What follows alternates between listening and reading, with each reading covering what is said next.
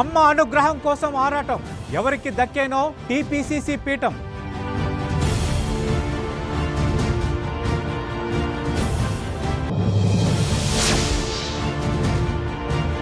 CM మాట బేఖాతర్, నేతలంటే don't care, నా రూటే సెపరేట్ అంటున్న వైసీపీ ఎమ్మెల్యే.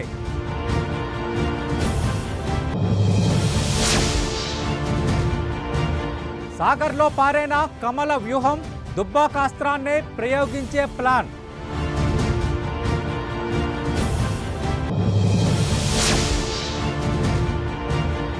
మాగంటి పార్టీ మారతారా ఏంటి?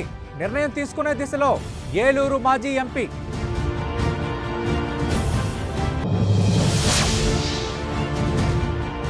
ఉరవకొండ వైసీపీలో వర్గపోరు, కార్యకర్తలు వద్దంటున్నా మారని నేతల తీరు.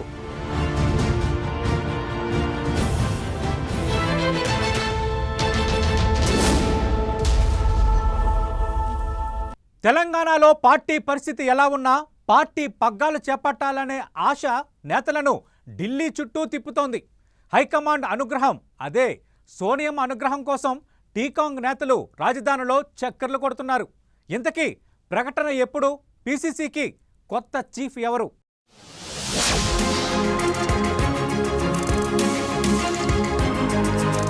తెలంగాణ కాంగ్రెస్ శ్రేణుల్లో ఇప్పుడు ఒకటే అంశం హాట్ టాపిక్ గా మారింది. ఏ ఇద్దరు నేతలు కలిసినా పీసీసీ చీఫ్ గా కాంగ్రెస్ అధిష్టానం ఎవరిని నియమిస్తుందనే దానిపై జోరుగా చర్చిస్తున్నారు. రోజులు గడుస్తున్నా చివరికి తెలంగాణ కాంగ్రెస్ కీలక నేతలంతా హస్తినలోనే మకాం వేసిన ప్రతిష్టంభన నెలకొనేసరికి పార్టీ శ్రేణుల్లో ఉత్కంఠ పెరిగిపోతోంది.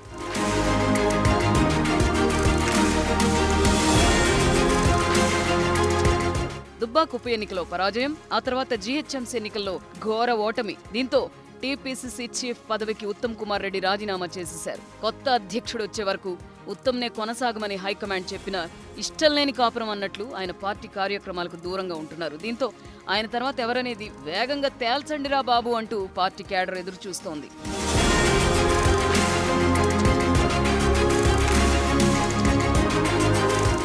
టీపీసీసీ చీఫ్ గా ఎవరిని నియమించాలనే దానిపై కాంగ్రెస్ అధిష్టానం ఆరా తీసింది. తెలంగాణ రాష్ట్ర కాంగ్రెస్ వ్యవహారాల ఇన్ఛార్జ్ మాణిక్కం ఠాకూర్ అభిప్రాయాలను తెలుసుకుంది, కానీ పేరును వెల్లడించలేదు. దీంతో సస్పెన్స్ కొనసాగుతోంది. ఇప్పటికే తమ ప్రయత్నాలను స్పీడప్ చేసిన టీ కాంగ్రెస్ లో సీనియర్ నేతలు, ఇద్దరు ఎంపీలు, పార్టీ అధినేత సోనియా గాంధీ, అగ్రనేత రాహుల్ ఆశీస్సుల కోసం ప్రయత్నాలు మొదలుపెట్టారు.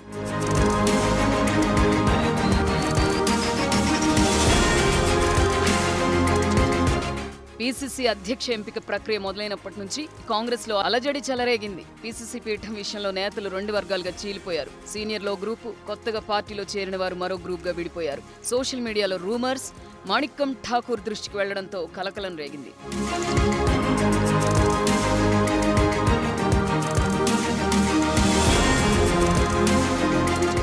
తెలంగాణ కాంగ్రెస్ నేతలు తమ మనసులో మాటను హైకమాండ్ పెద్దలకు వివరిద్దామనుకుంటున్నారు. తమకే ఎందుకు పీసీసీ ఇవ్వాలి, ఇస్తే పార్టీని ఎలా బలోపేతం చేస్తారో చెప్పాలని అనుకుంటున్నా అధిష్టానం నుంచి పిలుపు రావట్లేదట. ఇక లాభం లేదనుకుని కీలక నేతలంతా ఫ్లైట్ ఎక్కి ఢిల్లీలో వాలిపోయారు. దాగుడు మూతలకు తెరదించేందుకు ఒకరిద్దరు నేతలు ధైర్యం చేసి జన్పథ్ మెట్లు సైతం ఎక్కారట.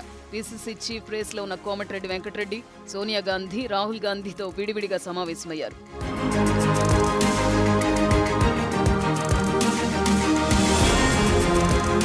ఆరోగ్యరీత్యా ఎవరిని కలవడానికి సోనియా గాంధీ మొదట్లో ఇష్టపడలేదట. అయితే సీనియర్ నేత ఎంపీ కోమటిరెడ్డి వెంకటరెడ్డి పార్టీ భవిష్యత్ దృష్ట్యా నేరుగా 10 జన్పథ్కి వెళ్లి సోనియాతో చర్చించారు. పార్టీలో చోటు చేసుకుంటున్న పరిణామాలను కూలంకషంగా వివరించారట.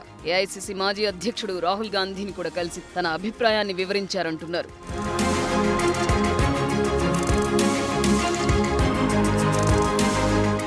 సీఎల్పీ నేత భట్టి విక్రమార్క, ఎమ్మెల్యే శ్రీధర్ బాబు ఢిల్లీలోనే ఉన్నారు. మరోవైపు మరికొందరు నేతలు పార్టీ ఎంపీ రేవంత్ రెడ్డిపై సోనియాకు లేఖ రాసినట్లుగా టాక్ నడుస్తోంది. పీసీసీ రేస్లో ఉన్న రేవంత్ తీరుపై గతంలో ఆరోపణలనే ఈ లేఖలో ప్రస్తావించినట్లు తెలుస్తోంది.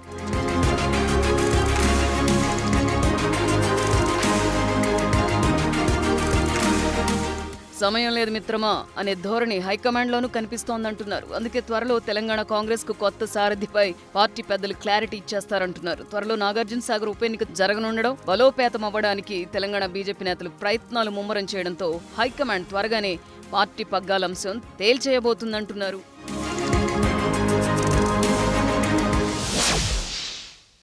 సీఎం మాట ఆయనకు డోంట్ కేర్.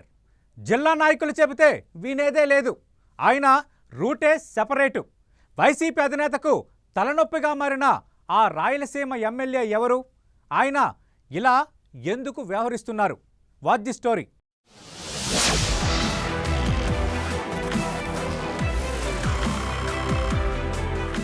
కడప జిల్లా జమ్మలమడుగు జగడం వైఎస్ఆర్ కాంగ్రెస్ పార్టీ అధిష్టానానికి తలనొప్పిలా మారింది. ఎమ్మెల్యే సుధీర్ రెడ్డి తీరుతో పార్టీలో వర్గ విభేదాలు తారాస్థాయికి చేరాయి. ఎమ్మెల్యే సుధీర్ రెడ్డికి వ్యతిరేకంగా పలువురు వైఎస్ఆర్ కాంగ్రెస్ పార్టీ నేతలు తిరుగుబావుట ఎగురవేశారు. మైలవరం మండలం దాన్నవాడలో వైఎస్ఆర్ కాంగ్రెస్ పార్టీ మహిళా నేత అల్లె ప్రభావతి ఆధ్వర్యంలో అసమ్మతి నేతలంతా ఒక్కటయ్యారు. మొదటి నుంచి పార్టీ కోసం కష్టపడిన వారిని సుధీర్ రెడ్డి పక్కన పెట్టారని అసమ్మతి వర్గం ఆరోపిస్తోంది. తన అనుచరులకే ఆయన పట్టం కడుతున్నారని మండిపడుతోంది. సీఎంతో తమకు ప్రత్యక్ష సంబంధాలున్నాయని, నియోజకవర్గంలో జరుగుతున్న విషయాలు జగన్ దృష్టికి తీసుకెళ్తామనే ఉద్దేశంతోనే దూరం పెడుతున్నారని అసమ్మతి వర్గం నేతలు ఆరోపించారు.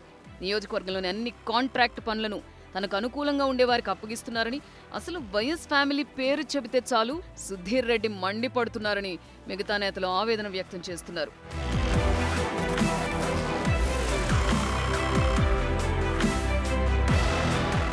ఎమ్మెల్యే సుధీర్ రెడ్డిపై ఇప్పటికే అసమ్మతి వర్గం నేతలు సీఎం జగన్ కు ఫిర్యాదు చేశారట. కొట్లాటలు మాని అందరూ కలిసి పనిచేయాలని ముఖ్యమంత్రి సూచించినా సుధీర్ రెడ్డి పట్టించుకోవడం లేదని వ్యతిరేక వర్గం ఆరోపిస్తోంది. ముందొచ్చిన చెవుల కంటే వెనకొచ్చిన కొమ్ములకే ఎమ్మెల్యే ప్రాధాన్యత ఇస్తున్నారని అంటోంది. ఎమ్మెల్యే అరాచకాలు భరించలేకపోతున్నామని, పరిస్థితి ఇలాగే ఉంటే జమ్మలమడుగులో వైఎస్ఆర్ కాంగ్రెస్ పార్టీకి ఇబ్బందులు తప్పవని సుధీర్ రెడ్డి వ్యతిరేక వర్గం హెచ్చరిస్తోందంటున్నారు.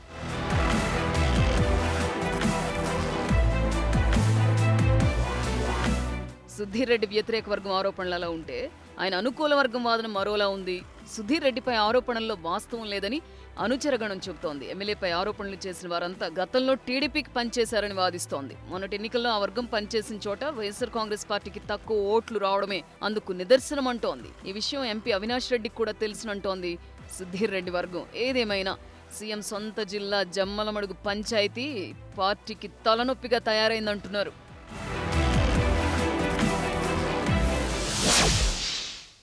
టీఆర్ఎస్ పార్టీని ఓడించడానికి బీజేపీ స్కెచ్లేస్తోంది.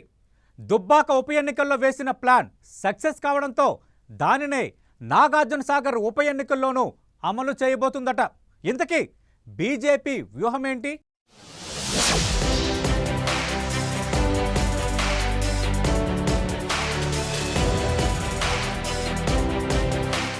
దుబ్బాక జీహెచ్ఎంసీ ఎన్నికల్లో సత్తా చాటిన భారతీయ జనతా పార్టీ అదే జోరును నాగార్జున సాగర్లో కొనసాగించాలని ఉవ్విళ్లూరుతోంది. దుబ్బాక ఉప ఎన్నికల్లో అందరి అంచనాలను తలకిందులు చేస్తూ బీజేపీ గీసిన స్కెచ్ సక్సెస్ అయింది. ఆ ఫార్ములానే నాగార్జున సాగర్లో అమలు చేయబోతోంది భారతీయ జనతా పార్టీ. దుబ్బాక గెలుపు కోసం బీజేపీ చాలా కసరత్తే చేసింది. అధికార పార్టీ సిట్టింగ్ స్థానంలో పాగా వేసేందుకు తీవ్రంగా శ్రమించింది. ముఖ్యంగా దుబ్బాక ప్రజల ఎదుట టీఆర్ఎస్ పార్టీని దోషిగా నిలబెట్టడంలో సక్సెస్ సాధించింది. దుబ్బాక నియోజకవర్గానికి వచ్చిన నిధులెన్ని, అందులో కేంద్రం వాటా ఎంత, సిద్దిపేట, సిరిసిల్ల, గజ్వేల్ నియోజకవర్గానికి కేసీఆర్ సర్కార్ ఎన్ని కేటాయింపులు చేసింది, ఇలా అన్ని అంశాలను 48 శాఖల నుంచి ఆర్టీఐ ద్వారా సేకరించారు కాషాయ నేతలు. ఇందుకు 6,500కు పైగా దరఖాస్తులు పెట్టారు. వాటి ద్వారా సేకరించిన లెక్కలను ప్రజలకు వివరించడంలో వారంతా విజయం సాధించారు. తండ్రి, కొడుకు, అల్లుడు తమ నియోజకవర్గాలను అభివృద్ధి చేసుకుని దుబ్బాకను గాలి కుదిరేశారనే సమాచారాన్ని ఆర్టీఐ ద్వారా సేకరించి ప్రజల బుర్రకెక్కేలా బలంగా వినిపించారు. ఉపసమరంలో కాషాయ జెండాను రెపరెపలాడించారు.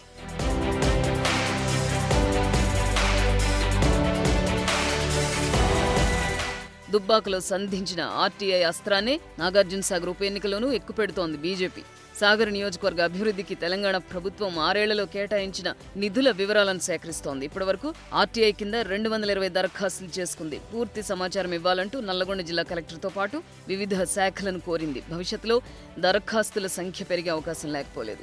అటు ప్రచార వ్యూహాన్ని ఖరారు చేసే పనిలో బీజేపీ అగ్రనేతలు నిమగ్నమైనట్లు తెలుస్తోంది. ఉప ఎన్నిక అనివార్యం కాకముందు వరకు నియోజకవర్గానికి ఏమేమి వచ్చాయి, ఎమ్మెల్యే నోముల మరణం తర్వాత నియోజకవర్గానికి ప్రభుత్వం కేటాయించిన లెక్కలను ప్రజల ముందుంచేందుకు కమలం నేతలు ప్రిపేర్ అవుతున్నారు.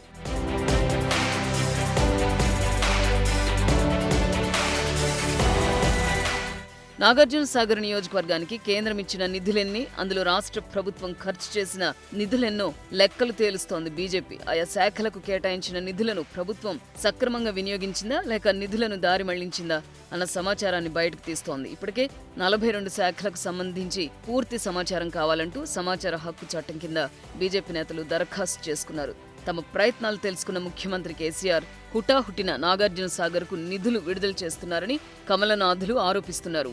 హాలియాకు డిగ్రీ కాలేజ్ మంజూరు చేయడంతో పాటు పెండింగ్ లో ఉన్న ఎత్తిపోతల పథకాలకు క్లియరెన్స్ ఇవ్వడం అందులో భాగమేనంటున్నారు. టీఆర్ఎస్ చివరి నిమిషంలో ఎన్ని ప్రయత్నాలు చేసినా సాగర్లో సక్సెస్ సాధించేది తామేనని ధీమా వ్యక్తం చేస్తున్నారు.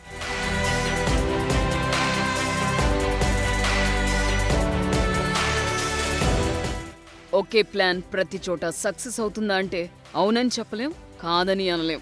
అలాంటిది బీజేపీ ప్రయోగిస్తున్న ఆర్టీఐ అస్త్రం నాగార్జున సాగర్లో పారుతుందా అంటే చెప్పలేమంటున్నారు రాజకీయ విశ్లేషకులు. దుబ్బాక ఓటమి పాఠాలు నేర్చుకున్న టీఆర్ఎస్ బీజేపీ జోరుకు కళ్లెం వేసే అవకాశాలు లేకపోలేదంటున్నారు. చూడాలి మరి సాగర్ సమరంలో ప్రజలు ఎవరి వైపు నిలబడతారో. ఏలూరు మాజీ ఎంపీ మాగంటి బాబు టీడీపీలోనే ఉన్నారా? పార్టీకి ఆయన దూరమయ్యారా లేక పార్టీయే ఆయనను దూరంగా పెట్టిందా? త్వరలో ఆయన టీడీపీని వీడబోతున్నారా? అదే నిజమైతే బాబు ఏ పార్టీలో చేరతారు?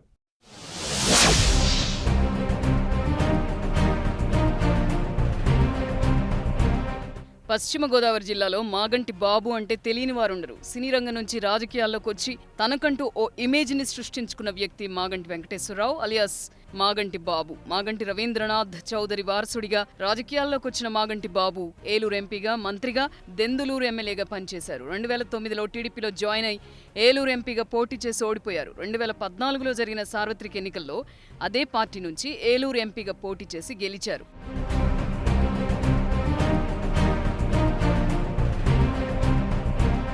2014లో ఎంపీగా గెలిచిన తర్వాత నియోజకవర్గంలో పెద్దగా అభివృద్ధి కార్యక్రమాల మీద మాగంటి బాబు దృష్టి పెట్టలేదు. ఎంపీగా ఎక్కువగా ఢిల్లీకి పరిమితమయ్యారనే విమర్శలున్నాయి. దెందులూరు మాజీ ఎమ్మెల్యే చింతమనేని ప్రభాకర్తో కలిసి గ్రూప్ రాజకీయాలు చేశారనే ఆరోపణలున్నాయి. ఏ సమావేశాల్లో అయినా సీరియస్నెస్ ను పక్కన పెట్టి కామెడీ చేయడంతో జిల్లా రాజకీయాల్లో పొలిటికల్ కమెడియన్ గా మాగంటి బాబుకు ముద్ర పడిందంటారు.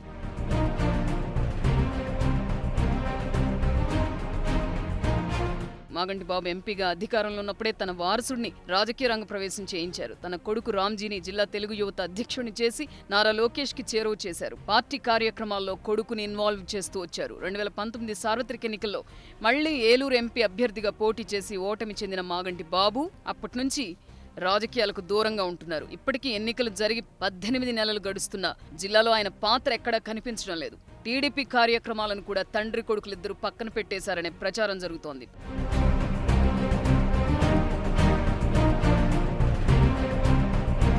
ఫలితంగానే టీడీపీ అధిష్టానం కూడా వారిద్దరిని పూర్తిగా మర్చిపోయినట్లు కనిపిస్తోంది. ఇటీవల టీడీపీ జాతీయ, రాష్ట్ర పదవులను పలువురు నేతలకు కట్టబెట్టింది. అయితే టీడీపీ జాతీయ కార్యవర్గంలో కానీ, పొలిట్ బ్యూరోలో కానీ, చివరకు రాష్ట్ర కార్యవర్గంలో కానీ మాగంటి బాబు పేరు కానీ, ఆయన రాజకీయ వారసుడు రామ్జీ పేరు కానీ ఎక్కడా కనిపించలేదు. నియోజకవర్గాల్లో పెద్దగా గుర్తింపు లేని నాయకులకు కూడా పార్టీ పదవులు కట్టబెట్టిన చంద్రబాబు టీం మాగంటి బాబు కుటుంబాన్ని పూర్తిగా మర్చిపోయింది. దీంతో తీవ్ర మనస్తాపానికి గురైన మాగంటి తన సన్నిహితుల దగ్గర టీడీపీలో ఉండలేమని తేల్చి చెప్పారట. ఇప్పటికే ఏలూరు నుండి సినీ పరిశ్రమకు చెందిన అంబికా కృష్ణ బీజేపీలో జాయిన్ అయి తన ఉనికిని కాపాడుకునే ప్రయత్నం చేస్తున్నారు. ఈ నేపథ్యంలో మాగంటి బాబు కూడా బీజేపీలో జాయిన్ అయి ఢిల్లీలో తనకున్న పరిచయాలతో మళ్లీ రాజకీయంగా నిలబడాలని చూస్తున్నట్లు తెలుస్తోంది.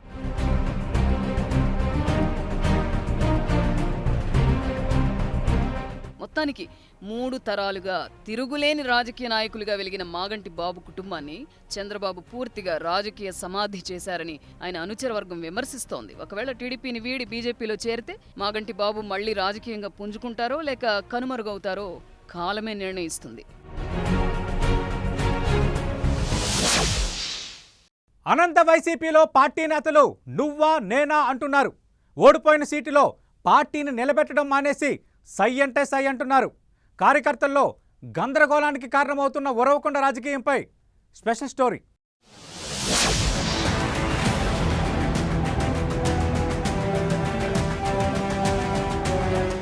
అనంతపురం జిల్లాలోని ఉరవకొండ నియోజకవర్గానికి ఓ సెంటిమెంట్ ఉంది. ఇక్కడ ఏ పార్టీ అభ్యర్థి విజయం సాధిస్తారో ఆ పార్టీ రాష్ట్రంలోకి అధికారంలోకి రాదు. రాష్ట్రంలో అధికారంలోకి వచ్చిన పార్టీకి ఇక్కడ ఓటమి తప్పదు. నియోజకవర్గం ఏర్పాటైనప్పటి నుంచి ఇదే తంతు. 2014లో వైఎస్ఆర్ కాంగ్రెస్ పార్టీ అభ్యర్థి విశ్వేశ్వర్ రెడ్డి ఎమ్మెల్యేగా ఎన్నికైతే అప్పుడు టీడీపీ అధికారంలోకి వచ్చింది. 2019లో టీడీపీ అభ్యర్థి పయ్యావుల కేశవ్ ఎమ్మెల్యేగా విజయం సాధిస్తే వైసీపీ అధికారంలోకి వచ్చింది. మొత్తంగా చూస్తే అక్కడ గెలిచిన పార్టీ రాష్ట్రంలో అధికారంలోకి రాలేకపోతుంది కాబట్టి ఉరవకొండ ఎమ్మెల్యేకు ఏమంత ప్రాధాన్యత లేకుండా పోతోంది. పనిలో పనిగా ఇక్కడ ఓడిన పార్టీ హవానే నియోజకవర్గంలో కొనసాగుతోంది.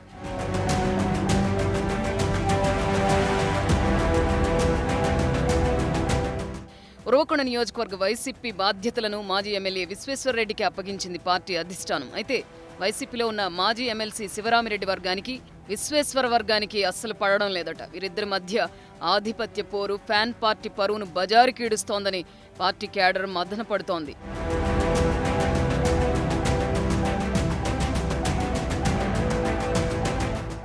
ఒకే వరలో రెండు కత్తులు ఇమడవు అన్నట్టు విశ్వేశ్వర్ రెడ్డి శివరామిరెడ్డి గ్రూపులు ఒదగడం లేదు. అధికార పార్టీలో ఉంటూ నియోజకవర్గం అభివృద్ధి, పార్టీ బలోపేతంపై దృష్టి పెట్టకుండా తమదే పై చేయవాలని పాకులాడుతున్నారు. ఏ కార్యక్రమం తలపెట్టినా రెండు గ్రూపులు బల ప్రదర్శనకు దిగుతున్నాయి. దీంతో ఉభయ వర్గాల మధ్య తరచూ ఘర్షణలు చోటు చేసుకుంటున్నాయి. ఉమ్మడిగా సీనియర్ ఎమ్మెల్యే టీడీపీ నేత పయ్యావుల కేశవ్తో ఢీకొట్టి పార్టీని మళ్లీ బలోపేతం చేయడం మానేసి ఇలా చీటికి మాటికి తగాదాలు పెట్టుకోవడం పార్టీ శ్రేణులకు రుచించడం లేదట.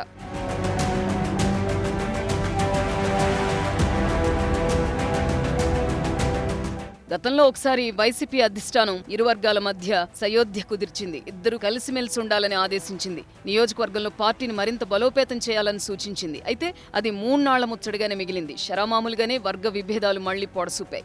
ఇటీవల వైఎస్ఆర్ ఆసరా కార్యక్రమంలో శివరామిరెడ్డి వర్గానికి చెందిన మాజీ ఎంపీటీసీని స్టేజ్ మీదకు రాకూడదంటూ విశ్వేశ్వర్ రెడ్డి అడ్డు తగిలారు. గత ఎన్నికల్లో పార్టీకి ద్రోహం చేసిన వారు స్టేజ్ ఎక్కేందుకు అర్హత లేదంటూ నిలదీశారు. ఆ సమయంలో వేదికపై ఉన్న శివరామిరెడ్డి తనయుడు భీమ్రెడ్డి నియోజకవర్గ వైసీపీ ఇన్ఛార్జ్ విశ్వేశ్వర్ రెడ్డితో వాగ్వాదానికి దిగారు. విశ్వేశ్వర్ రెడ్డి క్షమాపణ చెప్పాలంటూ నిరసనకు దిగడంతో కేడర్లో అయోమయం నెలకొంది.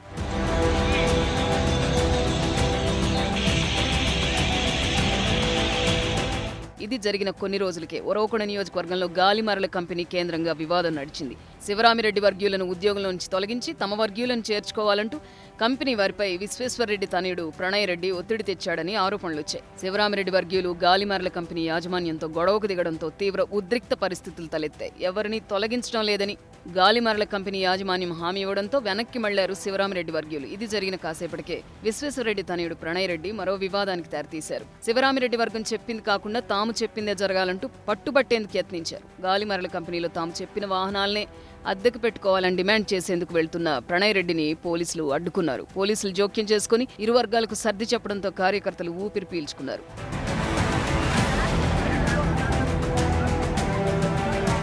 ఇలా ఉరవకొండ నియోజకవర్గంలో తరచూ గొడవలు జరుగుతుండేసరికి ఏ వర్గానికి మద్దతు పలికితే ఏ తంటా వస్తుందోనని వైసీపీ కార్యకర్తలు సతమతమవుతున్నారట. ఇప్పటికైనా పార్టీ అధిష్టానం మరోసారి జోక్యం చేసుకుని గొడవలు లేకుండా చూడాలని నేతలు కోరుకుంటున్నారట.